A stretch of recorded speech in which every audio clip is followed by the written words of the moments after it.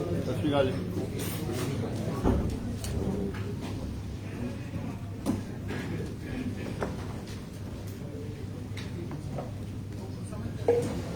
करिए जी गल जी।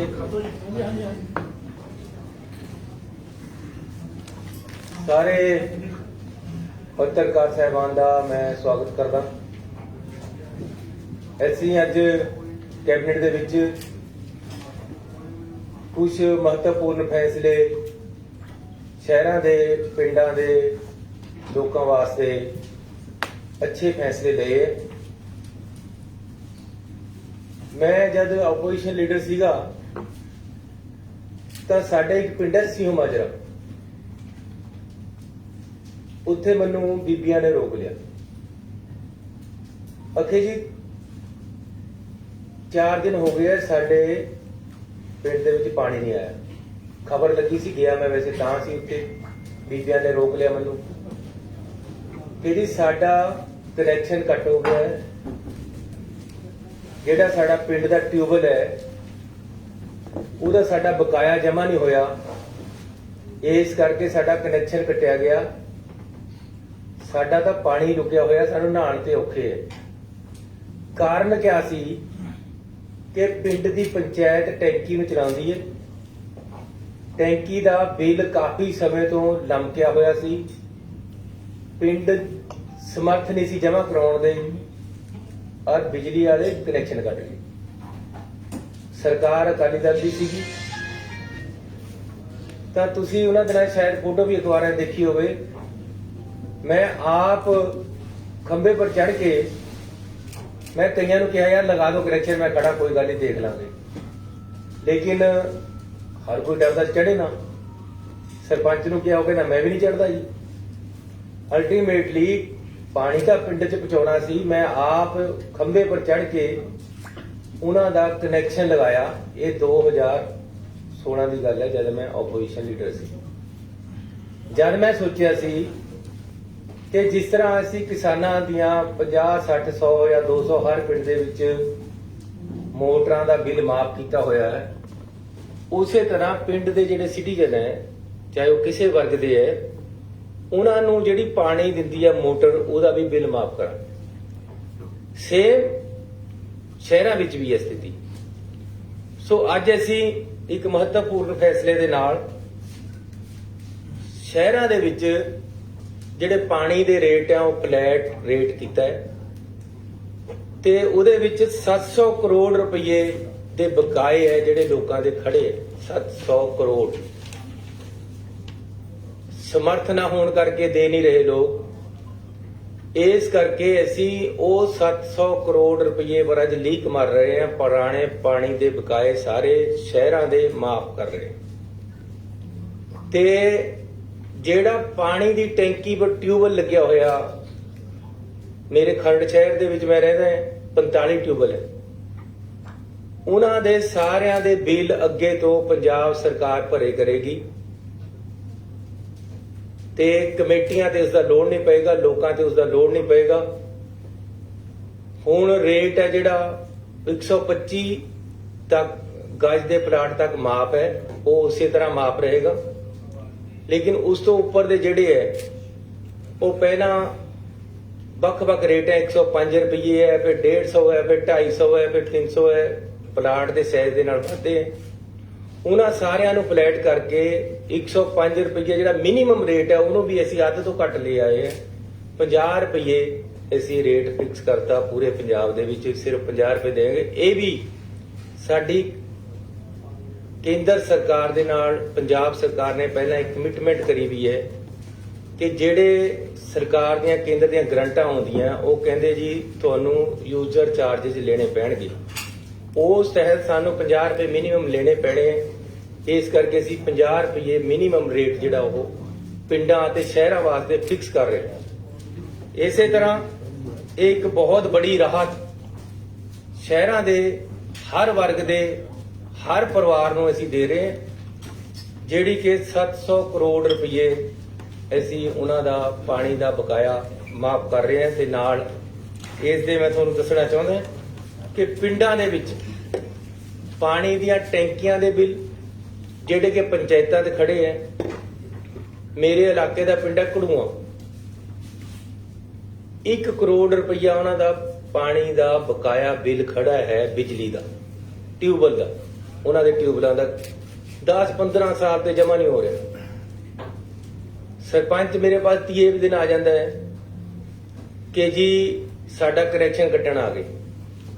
ਸੋ ਇਹ ਜਿਹੜਾ ਸਰਪੰਚਾਂ ਦੇ ਉੱਪਰ, ਪੰਚਾਇਤਾਂ ਦੇ ਉੱਪਰ ਤਲਵਾਰ ਲਮਕਦੀ ਰਹਿੰਦੀ, ਇਹਨੂੰ ਬਿਲਕੁਲ ਖਤਮ ਕਰ ਰਹੇ ਹਾਂ।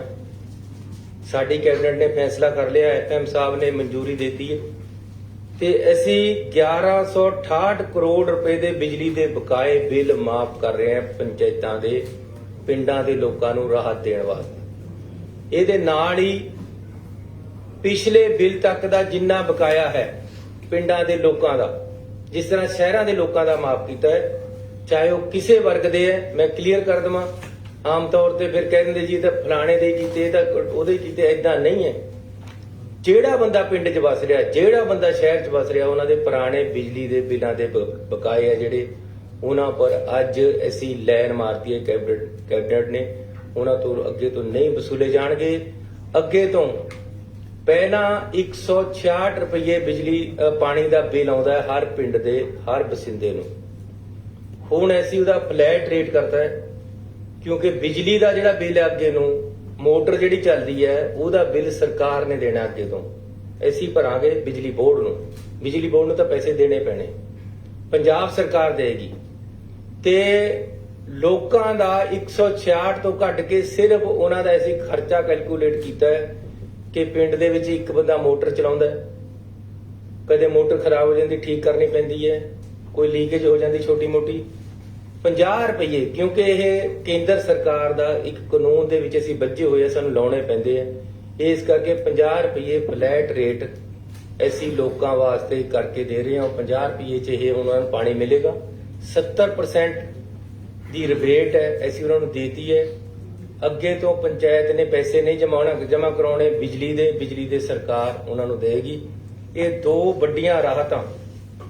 ਮੈਂ ਧੰਨਵਾਦੀ ਹਾਂ ਆਪਣੀ ਕੈਬਨਿਟ ਦਾ, ਅਫਸਰ ਸਾਹਿਬਾਨ ਦਾ, ਬੜੀ ਸੂਝ-ਬੂਝ ਦੇ ਨਾਲ, ਔਰ ਖਾਸ ਤੌਰ ਤੇ ਫਾਈਨਾਂਸ ਡਿਪਾਰਟਮੈਂਟ ਦਾ, ਜਿਹੜਾ ਕਈ ਸਾਡੇ ਵਿਰੋਧੀ ਕਹੀ ਜਾਂਦੇ ਖਜ਼ਾਨਾ ਖਾਲੀ ਹੈ ਜੀ, ਇਹ ਹੈ ਜੀ, ਉਹ ਹੈ ਜੀ। ਪੰਜਾਬ ਦਾ ਖਜ਼ਾਨਾ ਕਦੇ ਖਾਲੀ ਨਹੀਂ ਹੁੰਦਾ, ਨਾ ਅਸੀਂ ਖਾਲੀ ਹੋਣ ਦੇਣਾ, ਭਰਿਆ ਰਹੇਗਾ। ਔਰ ਅਸੀਂ ਪੰਜਾਬ ਦੇ ਲੋਕਾਂ ਨੂੰ ਸਹੀ ਪ੍ਰਸ਼ਾਸਨ, ਔਰ ਸਹੀ ਸਹੂਲਤਾਂ ਜਿਹੜੀਆਂ ਉਹਨਾਂ ਦੀਆਂ ਬਣਦੀਆਂ, ਸਹੀ ਰੇਟਾਂ ਤੇ ਬਿਜਲੀ ਔਰ ਪਾਣੀ, ਸੀਵਰੇਜ ਦੇਣ ਲਈ ਵਚਨਬੱਧ ਹੈ। ਸਹੀ ਔਰ ਪੜ੍ਹਾਈ ਹੈ ਜਿਹੜੀ ਉਹ ਵਧੀਆ ਕੁਆਲਿਟੀ ਐਜੂਕੇਸ਼ਨ ਦੇਣ ਲਈ ਵਚਨਬੱਧ ਹੈ, ਔਰ ਅਸੀਂ ਦੇਵਾਂਗੇ। ਇਸ ਲਈ ਇੱਕ ਫੈਸਲਾ, ਇਹ 2 ਫੈਸਲੇ ਮੈਂ ਤੁਹਾਨੂੰ ਦੱਸੇ ਆ ਜਿਹੜੇ ਵੱਡੇ ਅੱਜ ਪੰਜਾਬ ਸਰਕਾਰ ਵੱਲੋਂ ਲਿੱਤੇ ਗਏ ਹੈ। ਇੱਕ ਹੋਰ ਫੈਸਲਾ ਹੈ ਜਿਹੜਾ ਅੱਜ ਅਸੀਂ ਵੱਡਾ ਲਿਆ ਹੈ ਕਿ ਪਿਛਲੀਆਂ ਸਰਕਾਰਾਂ ਨੇ ਫੈਸਲਾ ਕਰਤਾ ਸੀ ਕਿ ਜਿਹੜੇ IAS ਹੈ ਇਹ ਤਾਂ ਹੋਣਗੇ ਰੈਗੂਲਰ ਭਰਤੀ, A ਕਲਾਸ B ਕਲਾਸ ਹੋਣਗੇ ਰੈਗੂਲਰ ਭਰਤੀ, C ਕਲਾਸ ਰੈਗੂਲਰ।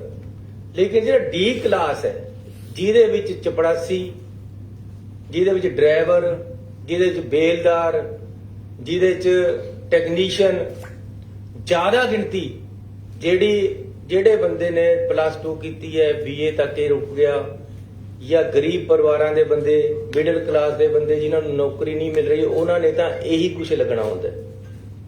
ਉਹਨਾਂ ਦੀਆਂ ਜਿਹੜੀ ਭਰਤੀ ਹੈ ਉਹ ਆਊਟਸੋਰਸ ਕਰ ਦਿੱਤੀ ਸੀ। ਅਸੀਂ ਉਸ ਡਿਸੀਜਨ ਨੂੰ ਸਰਕਾਰ ਦੇ ਨੂੰ ਬਦਲ ਰਹੇ ਹਾਂ। ਹੁਣ ਕੀ ਕਰਤਾ ਸੀ ਕਿ ਜੇ ਚਪੜਾਸੀ ਰਿਟਾਇਰ ਹੋ ਗਿਆ ਤਾਂ ਪੋਸਟ ਵੀ ਨਾਲੇ ਖਤਮ ਹੋ ਜਾਣੀ, ਅੱਗੇ ਇਹਨੂੰ ਭਰਤੀ ਨਹੀਂ ਕਰਨਾ। ਜੇ ਕਰਨਾ ਹੈ ਤਾਂ ਆਊਟਸੋਰਸ ਕਰਨਾ ਹੈ। ਆਊਟਸੋਰਸ ਕਿੰਨਾ, 5000 7000 ਜਾਂ 10000, ਇਹਦੇ ਚ ਕਿਤੇ ਗੁਜ਼ਾਰਾ ਹੁੰਦਾ? ਜਿਸ ਤੋਂ ਕੰਮ ਲੈਣਾ ਹੈ ਉਹਦਾ ਪਰਿਵਾਰ ਵੀ ਪੜਨਾ ਚਾਹੀਦਾ। ਇਹ ਸਰਕਾਰ ਦੀ ਜ਼ਿੰਮੇਵਾਰੀ ਹੈ ਕਿ ਜਿਸ ਤੋਂ ਕੰਮ ਲੈਣਾ ਹੈ ਸਰਕਾਰ ਨੇ, ਜਾਂ ਜਿਹੜਾ ਕਿਤੇ ਕੋਈ ਕੰਮ ਕਿਸੇ ਦੇ ਘਰ ਕਰ ਰਿਹਾ, ਜਾਂ ਕਿਸੇ ਦੀ ਦੁਕਾਨ ਤੇ ਕਰ ਰਿਹਾ, ਕਿਸੇ ਦੇ ਇੰਡਸਟਰੀ ਦੇ ਵਿੱਚ ਕਰ ਰਿਹਾ, ਉਹਨੂੰ ਗੁਜ਼ਾਰੇ ਜੋਗੇ ਪੈਸੇ ਮਿਲਣ। ਇਹ ਸਰਕਾਰ ਦੀ ਜ਼ਿੰਮੇਵਾਰੀ ਹੈ, ਅਸੀਂ ਇਨਸ਼ੋਰ ਕਰਨਾ ਹੈ। ਲੇਕਿਨ ਜੇ ਅਸੀਂ ਆਪ ਇਸ ਤਰ੍ਹਾਂ ਕਰਾਂਗੇ ਕਿ ਆਊਟਸੋਰਸ ਦੇ ਬੰਦੇ ਰੱਖਾਂਗੇ, ਸਾਰੀ ਉਮਰ ਉਹਨਾਂ ਦੇ ਤਲਵਾਰ ਲਟਕਦੀ ਰਹਿੰਦੀ ਜਦ ਤੱਕ ਨੌਕਰੀ ਕਰਦੇ ਰਹਿੰਦੇ ਕਿ ਅੱਜ ਕੱਟ ਤੇ ਗੱਲ ਕੱਟ ਤੇ ਜਦ ਮਰਜ਼ੀ ਕੱਢ ਦੋ। ਇਹ ਸਿਸਟਮ ਨੂੰ ਅਸੀਂ ਖਤਮ ਕਰ ਰਹੇ ਹਾਂ। ਅਸੀਂ ਫੈਸਲਾ ਕਰ ਲਿਆ ਕਿ ਕਲਾਸ ਡੀ ਦੀਆਂ ਪੋਸਟਾਂ ਵੀ ਰੈਗੂਲਰ ਭਰਤੀ ਹੋਣਗੀਆਂ ਤੇ ਅਸੀਂ ਹੁਣੇ ਇਹਨਾਂ ਨੂੰ ਭਰਤੀ ਸ਼ੁਰੂ ਕਰਾਂਗੇ। ਇਹਨਾਂ ਦੀ ਜਿੰਨੀਆਂ ਪੋਸਟਾਂ ਖਾਲੀ ਹੈ ਉਹ ਭਰਾਂਗੇ। ਗਰੀਬ ਆਦਮੀ ਨੂੰ ਵੀ, ਮਿਡਲ ਕਲਾਸ ਦੇ ਆਦਮੀ ਨੂੰ ਵੀ ਉਨਾ ਹੀ ਹੱਕ ਹੈ, ਡੀ ਕਲਾਸ ਦੇ ਅਫਸਰ ਜਾਂ ਕਰਮਚਾਰੀ ਨੂੰ ਵੀ ਉਨਾ ਹੀ ਹੱਕ ਹੈ ਜਿੰਨਾ ਆਈਏਐਸ ਅਫਸਰ ਨੂੰ ਹੈ, ਜਿੰਨਾ ਅਫਸਰਾਂ ਨੂੰ ਹੈ। ਕਿ ਜੇ ਅਫਸਰ ਰੈਗੂਲਰ ਭਰਤੀ ਹੁੰਦਾ ਤਾਂ ਡਰਾਈਵਰ ਵੀ ਰੈਗੂਲਰ ਭਰਤੀ ਹੋਣਾ ਚਾਹੀਦਾ। ਇਹ ਅਸੀਂ ਫੈਸਲਾ ਕੀਤਾ। ਇਸ ਦੇ ਨਾਲ ਹੀ ਮੈਂ ਤੁਹਾਨੂੰ ਬੇਨਤੀ ਕਰਨਾ ਚਾਹੁੰਦਾ ਕਿ ਕੈਬਨਿਟ ਨੇ ਅੱਜ ਬੜਾ ਸੀਰੀਅਸ ਵਿਊ ਲਿਆ ਹੈ। ਜਿਹੜਾ BSF ਤੇ CRP ਕੇਂਦਰ ਸਰਕਾਰ ਨੇ, ਤੁਹਾਨੂੰ ਪਤਾ ਹੈ ਕਿ ਉਹਦਾ ਦਾਇਰਾ 50 ਕਿਲੋਮੀਟਰ ਕਰ ਦਿੱਤਾ ਹੈ।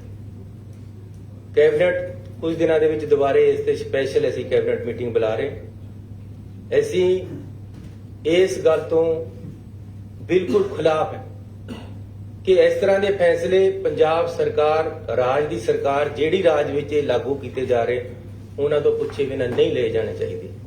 ਵਿਦਆਊਟ ਕੰਸਲਟੇਸ਼ਨ ਨਹੀਂ ਰਹਿਣੇ ਚਾਹੀਦੇ। ਔਰ ਜਿਹੜਾ ਲਾਅ ਐਂਡ ਆਰਡਰ ਹੈ ਉਹ ਸਟੇਟ ਸਬਜੈਕਟ ਹੈ।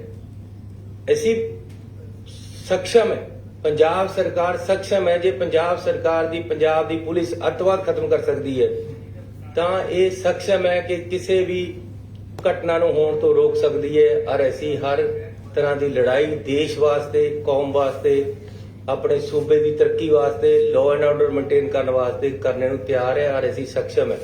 ਇਸ ਕਰਕੇ 15 ਕਿਲੋਮੀਟਰ ਤੇ 50 ਕਿਲੋਮੀਟਰ ਕਰਨਾ ਕਿਸੇ ਤਰ੍ਹਾਂ ਵੀ ਜਾਇਜ਼ ਨਹੀਂ ਹੈ।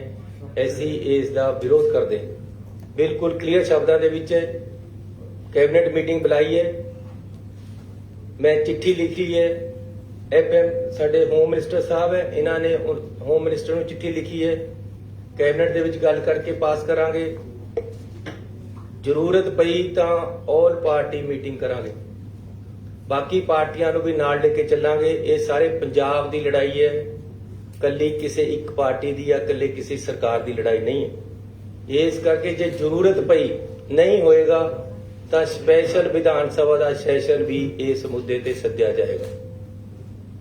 ਨਾਲ ਹੀ ਮੈਂ ਸੁਖਬੀਰ ਬਾਦਲ ਜੀ ਦੀ ਇੱਕ ਪ੍ਰੈਸ ਕਾਨਫਰੰਸ ਦੇਖੀ ਹੈ। ਮੈਂ ਉਹਨਾਂ ਨੂੰ ਬੇਨਤੀ ਕਰਨਾ ਚਾਹੁੰਦਾ ਕਿ ਸੈਂਸਿਟਿਵ ਇਸ਼ੂ ਹੈ, ਪੂਰੇ ਸੂਬੇ ਦੀ ਗੱਲ ਹੈ। ਸੂਬੇ ਦੀ ਜਿਹੜੀ ਜੋ ਇਹਦੇ ਕਨਸਟੀਟਿਊਸ਼ਨਲ ਰਾਈਟ ਹੈ, ਸਟੇਟ ਐਂਡ ਸੈਂਟਰਲ ਸਟੇਟ ਦੇ ਰਿਲੇਸ਼ਨ ਹੈ, ਜੋ ਫੈਡਰਲ ਸਿਸਟਮ ਸਾਡਾ ਕਨਸਟੀਟਿਊਸ਼ਨ ਸਾਨੂੰ ਦਿੰਦਾ ਹੈ, ਉਸ ਦੇ ਅਧਿਕਾਰਾਂ ਦੀ ਗੱਲ ਹੈ। ਇਸ ਕਰਕੇ ਇਸ ਨੂੰ ਭੜਕਾਊ ਸ਼ਬਦਾਂ ਦੇ ਵਿੱਚ ਨਾ ਕਰੋ। ਅਸੀਂ ਪੰਜਾਬ ਦੇ ਵਿੱਚ ਅਮਨ ਸ਼ਾਂਤੀ ਬਹਾਲ ਕਰਨਾ ਸਰਕਾਰ ਦੀ ਜ਼ਿੰਮੇਵਾਰੀ ਹੈ। ਅਸੀਂ ਉਸ ਤੇ ਖੜੇ ਹੈ। ਕਿਸੇ ਤਰ੍ਹਾਂ ਵੀ ਅਸੀਂ ਅਮਨ ਸ਼ਾਂਤੀ ਭੰਗ ਨਹੀਂ ਹੋਣ ਦੇਵਾਂਗੇ। ਜਿਸ ਤਰ੍ਹਾਂ ਦੇ ਉਹਨਾਂ ਨੇ ਉਹਦੀ ਪ੍ਰੈਸ ਕਾਨਫਰੰਸ ਕੀਤੀ ਹੈ ਕਿ ਜੀ ਹਰਮੰਦਰ ਸਾਹਿਬ ਦੇ ਵਿੱਚ ਉਹ ਆ ਕੇ ਵੜ ਜਾਣਗੇ, ਇਹ ਤਾਂ ਹਰਮੰਦਰ ਸਾਹਿਬ ਦੇ ਵਿੱਚ ਬਾੜਦੇ ਜੀ, ਇਹ ਤਾਂ ਚੰਨੀ ਨੇ ਉੱਥੇ ਦੇਤਾ ਜੀ। ਉਹ ਯਾਰ ਸਾਨੂੰ ਤਾਂ ਅਗਲੇ ਨੇ ਪੁੱਛਿਆ ਨਹੀਂ। ਇੱਕ ਆਰਡਰ ਕੱਢ ਕੇ ਅਖਬਾਰਾਂ 'ਚੋਂ ਪਤਾ ਲੱਗਿਆ ਕਿ ਇਹ ਆਰਡਰ ਨਿਕਲ ਗਿਆ। ਇਸ ਕਰਕੇ ਇਸ ਤਰ੍ਹਾਂ ਦੀ ਭੜਕਾਹਟ ਸੂਬੇ ਦੇ ਵਿੱਚ ਪਾਉਣ ਦੀ ਜ਼ਰੂਰਤ ਨਹੀਂ ਹੈ। ਸੁਖਬੀਰ ਬਾਦਲ ਜੀ, ਮੈਂ ਤੁਹਾਨੂੰ ਰਿਕੁਐਸਟ ਕਰਾਂਗਾ ਕਿ ਅਸੀਂ ਪਹਿਲਾਂ ਬਹੁਤ ਅੱਤਵਾਦ ਭੋਗ ਚੁੱਕੇ, ਬੜਾ ਨੁਕਸਾਨ ਕੀਤਾ ਹੈ। ਅਕਾਲੀ ਦਲ ਉਸ ਦਾ ਜ਼ਿੰਮੇਵਾਰ ਹੈ ਜਿਹੜਾ ਪੰਜਾਬ ਦੇ ਵਿੱਚ ਪਹਿਲਾਂ ਅੱਤਵਾਦ ਆਇਆ। ਇਹਨਾਂ ਲੋਕਾਂ ਨੇ ਮਰਜੀਵੜੇ ਤਿਆਰ ਕਰਕੇ, ਇਹਨਾਂ ਲੋਕਾਂ ਨੇ ਪਤਾ ਨਹੀਂ ਕਿਆ ਕਿਆ ਕੀਤਾ ਕਿ ਸਾਡੇ ਪੰਜਾਬ ਦੀ ਬਹੁਤ ਜਵਾਨੀ ਦਾ ਕਾਣ ਹੋਇਆ। ਅਸੀਂ ਪੰਜਾਬ ਨੂੰ, ਮੈਂ ਤੁਹਾਨੂੰ ਇਮਾਨਦਾਰੀ ਨਾਲ ਦੱਸਦਾ, ਮੈਂ ਪਿੱਛੇ ਜੇ ਹੋਮ ਮਿਨਿਸਟਰ ਸਾਹਿਬ ਨੂੰ ਮਿਲਿਆ, ਉਹਨਾਂ ਨੂੰ ਮੈਂ ਰਿਕੁਐਸਟ ਕੀਤੀ ਕਿ ਸਰਕਾਰ ਜਿਹੜੀ ਮਰਜ਼ੀ ਆਵੇ, ਮੁੱਖ ਮੰਤਰੀ ਅਗਲਾ ਜਿਹੜਾ ਮਰਜ਼ੀ ਬਣੇ, ਇੱਕ ਮੈਂ ਤੁਹਾਨੂੰ ਰਿਕੁਐਸਟ ਕਰਦਾ ਕਿ ਸਾਡਾ ਅਮਨ ਸ਼ਾਂਤੀ ਔਰ ਆਪਸੀ ਭਾਈਚਾਰਾ ਸਭ ਤੋਂ ਜ਼ਰੂਰੀ ਹੈ। ਪੰਜਾਬ ਦੇ ਵਿੱਚ ਵੱਖ-ਵੱਖ ਧਰਮਾਂ ਦੇ ਵਿੱਚ ਆਪਸੀ ਭਾਈਚਾਰਾ ਕਾਇਮ ਰਹਿਣਾ ਚਾਹੀਦਾ ਹੈ।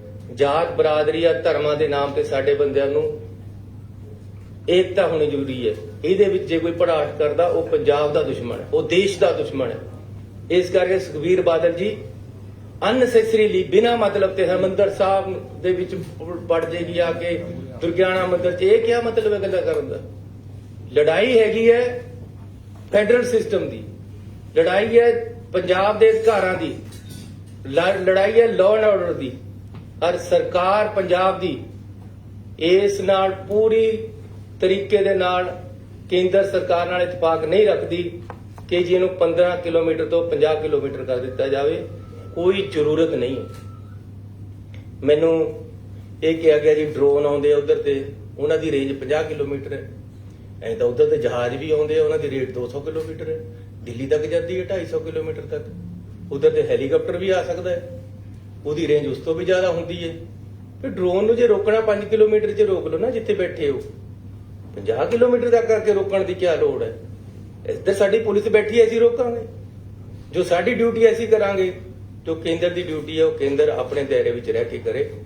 ਇੰਨੀਆਂ ਇੱਕ ਮੈਂ ਹੋਰ ਬੇਨਤੀ ਕਰਨੀ ਹੈ ਕਿ ਅੱਜ ਕੈਬਨਿਟ ਨੇ ਫੈਸਲਾ ਲਿਆ ਹੈ ਕਿ ਮੱਖੂ ਪੱਟੀ ਰੇਲ ਲਿੰਕ ਹੈ ਜਿਹੜੀ, ਉਹਦਾ ਮੁਆਵਜ਼ਾ ਜਿਹੜਾ ਉੱਥੇ ਜ਼ਮੀਨ ਅਕਵਾਇਰ ਹੋਣੀ ਹੈ, ਉਹ ਪੰਜਾਬ ਸਰਕਾਰ ਬੜੀ ਛੇਤੀ ਉਹਦਾ ਮੁਆਵਜ਼ਾ ਦੇ ਕੇ ਅੱਜ ਫੈਸਲਾ ਲੈ ਲਿਆ ਕਿ ਮੁਆਵਜ਼ਾ ਦਿੱਤਾ ਜਾਵੇ। ਮੁਆਵਜ਼ਾ ਦੇ ਕੇ ਜ਼ਮੀਨ ਅਸੀਂ ਬੜੀ ਛੇਤੀ ਉਹਨਾਂ ਨੂੰ, ਕੇਂਦਰ ਸਰਕਾਰ ਨੂੰ, ਰੇਲਵੇ ਨੂੰ ਆਪ ਖਰੀਦ ਕੇ ਦੇਵਾਂਗੇ, ਤਾਂ ਕਿ ਇਹ ਜਿਹੜਾ ਰੇਲ ਲਿੰਕ ਹੈ ਜਿਹਦੇ ਨਾਲ ਪੂਰਾ ਦੇਸ਼ ਨਾਲ ਅਸੀਂ ਜੁੜਨਾ, ਜਿਹਦੇ ਨਾਲ ਪੰਜਾਬ ਦੀ ਇਕਨੋਮੀ ਦੇ ਉੱਪਰ ਬਹੁਤ ਬੜਾ ਫਾਇਦੇਮੰਦ ਅਸਰ ਹੋਣਾ, ਇਹ ਵੀ ਅਸੀਂ ਅੱਜ ਫੈਸਲਾ ਕੀਤਾ ਕਿ ਤੁਰੰਤ ਅਸੀਂ ਦੇ ਦੀ। ਤੁਹਾਡਾ ਬਹੁਤ ਬਹੁਤ ਧੰਨਵਾਦ। ਸੀਐਮ ਸਾਹਿਬ ਇਹ ਕਿਹਾ ਜਾ ਰਿਹਾ ਹੈ ਕਿ ਕੈਪਟਨ ਅਮਰਿੰਦਰ ਸਿੰਘ ਕੇਂਦਰ ਨੂੰ ਫਾਈਲਾਂ ਦੇ ਆਏ ਨੇ ਜਿਹੜੀਆਂ ਕੋਈ ਮੰਤਰੀਆਂ ਦੇ ਖਿਲਾਫ ਜਾਂ ਸੀਐਮ ਦੇ ਖਿਲਾਫ, ਇਸ ਕਰਕੇ ਯਾਰ ਜੇ ਇਹਦੇ ਨਾਲ ਸੰਬੰਧਿਤ ਗੱਲ ਕਰੋ ਜਿਹੜੀਆਂ ਮੈਂ 4 ਗੱਲਾਂ ਕੀਤੀਆਂ। ਜਿਹੜਾ ਡੀ ਕਲਾਸ 4th ਕਲਾਸ ਨੂੰ ਕਿਹਾ ਤੁਸੀਂ ਵੀ ਹੁਣ ਰੈਗੂਲਰ ਭਰਤੀ ਕਰਾਂਗੇ, ਜਿਹੜੇ ਪਹਿਲਾਂ ਤੁਸੀਂ ਭਰਤੀ ਕੀਤੀ ਹੋਈ ਉਹ ਫਿਰ ਰੈਗੂਲਰ ਸਮਝੇ ਜਾਣਗੇ। ਜਿਹੜੇ ਕੱਚੇ ਕਰਮਚਾਰੀ ਨੇ ਜੀ, ਜਿਹੜੇ ਪਹਿਲਾਂ ਸੁਣੋ, ਐਸੇ ਹੀ ਕੱਚੇ ਕਰਮਚਾਰੀਆਂ ਦੀ ਪਾਲਿਸੀ ਲੈ ਕੇ ਆ ਰਹੇ, ਉਹਨਾਂ ਨੂੰ ਪੱਕੇ ਕਰਨ ਦੀ ਬੜੀ ਛੇਤੀ ਆ ਜਾਏਗੀ। ਸਾਡੇ ਵੱਲੋਂ ਦਿਨ ਰਾਤ ਮਿਹਨਤ ਔਰ ਕੋਸ਼ਿਸ਼ ਕੀਤੀ ਜਾ ਰਹੀ ਇੰਪਲਾਈਜ਼ ਨੂੰ ਜ਼ਿਆਦਾ ਤੋਂ ਜ਼ਿਆਦਾ ਅਕੋਮੋਡੇਟ ਕਰਨ ਦੀ।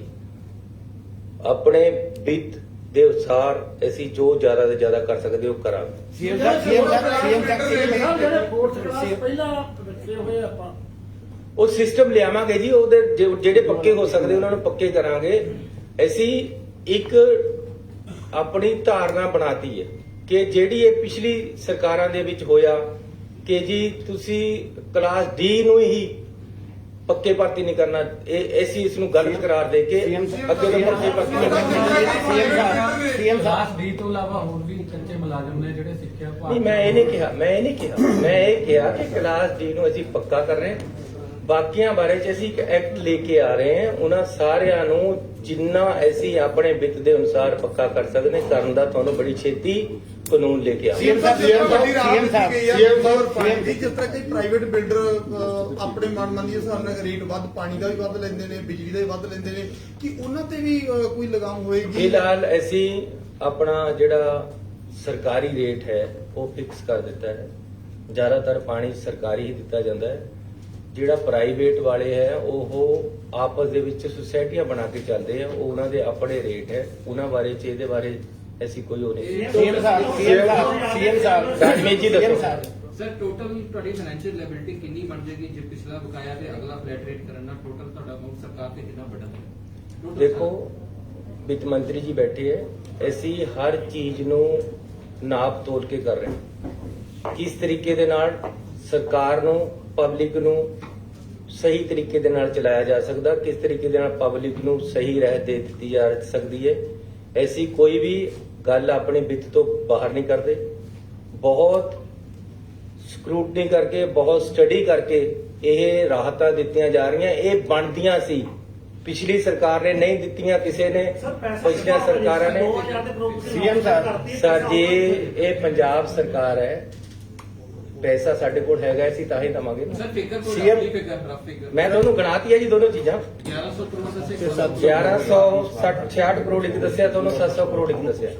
ਸੀਐਮ ਸਾਹਿਬ ਇਸ ਬਾਰੇ ਬੋਲਿਆ ਪਿੱਛੇ ਤੁਸੀਂ ਸੀਐਸ ਪੰਜਾਬ ਦੀਆਂ 3 ਜੇਲ੍ਹਾਂ 'ਚ ਲਗਾਈ ਸੀ, ਤੁਸੀਂ ਇਹ ਜਗ੍ਹਾ ਲਗਵਾਈ ਸੀ ਤੁਸੀਂ ਸਰਕਾਰ ਨੇ, ਤੁਹਾਡੀ ਸਰਕਾਰ ਨੇ ਕਿ ਸਾਡੇ ਕੋਲ ਸਿਕਿਉਰਿਟੀ ਦੇ ਇੰਤਜ਼ਾਮ ਨਹੀਂ ਪ੍ਰੋਪਰ ਹੋ ਪਾ ਰਹੇ, ਤੁਸੀਂ ਖੁਦ ਸੀਐਸਐਫ ਮੰਗਾਈ ਸੀ।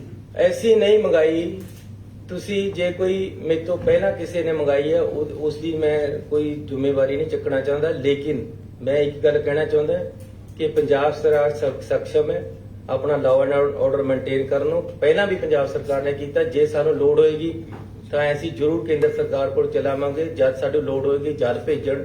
ਇਸ ਤਰ੍ਹਾਂ ਇਹ ਜਿਹੜਾ ਕਰਨਾ ਆਪਣੇ ਆਪ ਤੇ ਸੀਐਮ ਸਾਹਿਬ ਤੁਸੀਂ ਕਿਹਾ ਕਿ ਪੰਜਾਬ ਤੁਸੀਂ ਕਿਹਾ ਕਿ ਪੰਜਾਬ ਦਾ ਖਜ਼ਾਨਾ ਖਾਲੀ ਨਹੀਂ ਹੈ। ਇਹਨਾਂ ਨੂੰ ਗੱਲ ਕਰ ਲੈਣ ਦਿਓ। ਐਫਐਮ ਸਾਹਿਬ ਬੈਠੇ ਕਿ ਪੰਜਾਬ ਰੈਵਨਿਊ ਸਰਪਲਸ ਸਟੇਟ ਹੋ ਇਹ ਗਿਆ। ਇੱਕ ਮਿੰਟ ਇਹਨਾਂ ਨੂੰ ਗੱਲ ਕਰ ਲੈਣ ਦਿਓ। ਸਰ, ਪਾਰਟੀ ਪ੍ਰਧਾਨ ਨਵਜੋਤ ਸਿੰਘ ਸਿੱਧੂ ਨੇ ਇੱਕ ਵਾਰ ਫੇਰ ਸਵਾਲ ਉਠਾਇਆ ਗਵਰਨਮੈਂਟ ਦੀ ਫੰਕਸ਼ਨਿੰਗ ਤੇ। ਉਹਨਾਂ ਨੇ ਚਿੱਠੀ ਲਿਖੀ ਹੈ ਸੋਨੀਆ ਗਾਂਧੀ ਜੀ ਨੂੰ ਕਿ 13 ਪੁਆਇੰਟ ਏਜੰਡਾ ਲਾਗੂ ਕੀਤਾ ਜਾਏ। ਉਹਨੂੰ ਕਿਵੇਂ ਵੇਖਦੇ ਹੋ? ਦੇਖੋ ਹੁਣ ਮੈਂ ਕਿਤੇ ਰੁਕੇਗਾ ਆਖਰੀ ਕੰਮ? ਸਵਾਲ ਦਾ ਜਵਾਬ ਦੇ ਦੇਣਾ। 13 ਪੁਆਇੰਟ ਹੋਣ, 18 ਪੁਆਇੰਟ ਹੋਣ, 21 ਪੁਆਇੰਟ ਹੋ ਗਏ, 24 ਪੁਆਇੰਟ ਹੋਣ, ਜੋ ਏਜੰਡਾ ਹੈ ਐਸੀ ਉਹ ਇਨ ਬਿਨ लागू कर रहे हैं। कोई भी पॉइंट बाहर नहीं रहेगा। ਨਵਜੋਤ ਸਿੰਘ ਸਿੱਧੂ ਜੀ, ਜੇ ਤੁਹਾਨੂੰ ਲੱਗਦਾ ਹੈ ਕਿ ਕੋਈ ਸਾਡੇ 'ਚ ਫਰਕ ਹੈ, ਮੈਂ ਅਗਲੀ ਮੀਟਿੰਗ 'ਚ ਇੱਥੇ ਬਿਠਾ ਲਾਂਗਾ ਉਹਨਾਂ ਨੂੰ। ਏਕਤਾ ਦੇ ਨਾਲ ਸਾਰਾ ਕੁਝ ਚੱਲ ਰਿਹਾ ਹੈ ਹਰ ਸਿਸਟਮ ਦੇ ਵਿੱਚ। ਠੀਕ ਹੈ, ਉਹਨਾਂ ਨੇ ਇਸ਼ੂ ਉਠਾਏ ਹਰ ਐਸੀ ਉਹ ਇਸ਼ੂਜ਼ ਨੂੰ ਪਾਰਟੀ ਪ੍ਰਧਾਨ ਦਾ ਰਾਈਟ ਹੈ ਕਿ ਉਹ ਉਠਾਵੇ ਤੇ ਪਾਰਟੀ ਦੀ ਆਈਡੀਓਲੋਜੀ ਨੂੰ ਅਸੀਂ ਇੰਪਲੀਮੈਂਟ ਕਰਨਾ ਹੈ। ਪਾਰਟੀ ਸੁਪਰੀਮ ਹੈ। ਫਿਰ ਮੈਂ ਖਜ਼ਾਨਾ ਖਾਲੀ ਹੈ। ਮੇਰੀ ਆਈਡੀਓਲੋਜੀ ਇਹ ਹੈ, ਸੁਣ, ਉਹ ਮੇਰੀ ਆਈਡੀਓਲੋਜੀ ਇਹ ਹੈ, ਉਹ ਕਹਿੰਦਾ ਕਰਜ਼ਾ ਸਾਡੇ ਲਈ ਕੋਈ ਗੱਲ ਨਹੀਂ। ਇੱਕ ਉਹਨਾਂ ਦੇ ਉੱਪਰ ਵੀ ਹਾਈ ਕਮਾਂਡ ਹੈ, ਉਹ ਆਪਣੀ ਹਾਈ ਕਮਾਂਡ ਨੂੰ ਦੱਸ ਰਹੇ, ਸਾਨੂੰ ਵੀ ਦੱਸ ਰਹੇ ਨਾਲ। ਅਸੀਂ ਰਲ ਕੇ ਸਾਰੇ ਮੁੱਦੇ ਹੱਲ ਹੋ ਜਾਣੇ ਹੈ। ਇਹ ਗੱਲ ਤੁਹਾਨੂੰ ਮੈਂ ਦੱਸ ਦੇਣਾ ਅੱਜ ਕਿ ਘਰ ਘਰ ਦੇ ਵਿੱਚ ਚੱਲੀ ਗੱਲ, ਸਰਕਾਰ ਕਰੇਗੀ ਮਸਲੇ। ਪੰਜਾਬ ਰੈਵਨਿਊ ਸਰਪਲਸ ਸਟੇਟ ਹੋ ਗਿਆ ਕਿ ਨਹੀਂ?